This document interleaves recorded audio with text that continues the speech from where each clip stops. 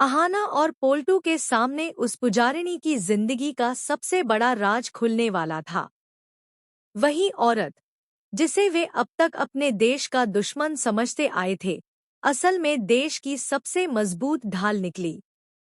इस सच ने सिर्फ अहाना और पोल्टू ही नहीं, बल्कि पूरे घर की सोच को झकझोर कर रख दिया।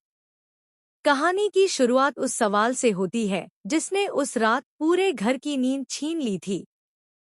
कमरा अंधेरे में डूबा हुआ था। एक अजीब सी खामोशी हर तरफ फैली थी, जैसे दीवारें भी किसी तूफान के आने का इंतजार कर रही हों। पोल्टू कमरे के बीच खड़ा बेचैनी से इधर-उधर टहल रहा था।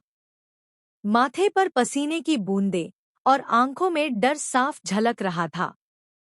ठीक उसके सामने खड़ी थी पुजारिनी, चेहरे पर रहस्यमयी और खतरनाक सी मुस्कान। धीरे-धीरे वह अपना बैग ज़मीन पर रखती है और ठंडी आवाज में कहती है, इतना जानने की बेचैनी है न कि इस बैग में क्या है?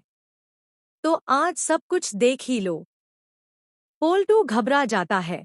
ये सब क्या नाटक है? मुझे सिर्फ सच जानना है। कमरे के एक कोने में अंधेरे के बीच अहाना खामोशी से सब देख रही थी। उसका दिल जोर-जोर से धड़क रहा था, जैसे कोई बड़ा हादसा होने वाला हो। तभी पुजारिनी बैग की जिप खोलती है।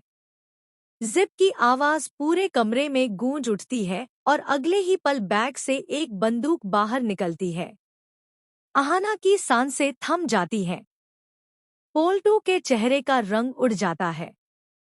कांपती आवाज में वह पूछता है, ये तुम क्या कर रही हो?